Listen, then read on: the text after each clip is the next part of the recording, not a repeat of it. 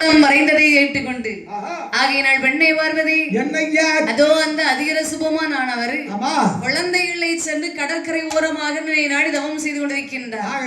அந்த அதிகரசனுக்கு நீ சிறுபிள்ளையாக போக கிடவது என்று சாபத்தை கொடுக்கின்றார்.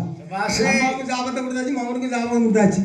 அப்ப சாபம் கொடுத்த உடனே பார்வதா தேவி என்னோட சுவாமி உங்களோடு ஒரே ஆசனத்தில் இருக்க வேண்டிய எனக்கு பேர்பட்ட சாபத்தை கொடுத்து விட்டீர்களே சுவாமி பார்வதி, அப்படியானால் உங்களோடு நான் எப்பொழுதுதான் சேர்வது என்று கேட்கின்ற போது பரம கடவுள் சொல்கின்றார். என்னம்மா சொல்கின்றார்? என்னை பார்வதி என்னையா அதிரசன் மகளாக மகளாக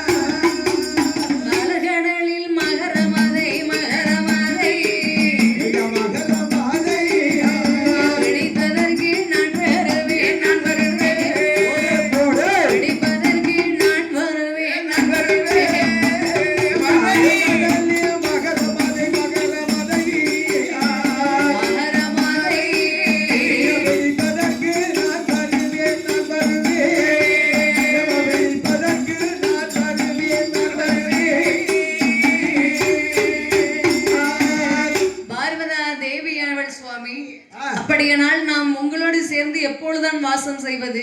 பார்வதி,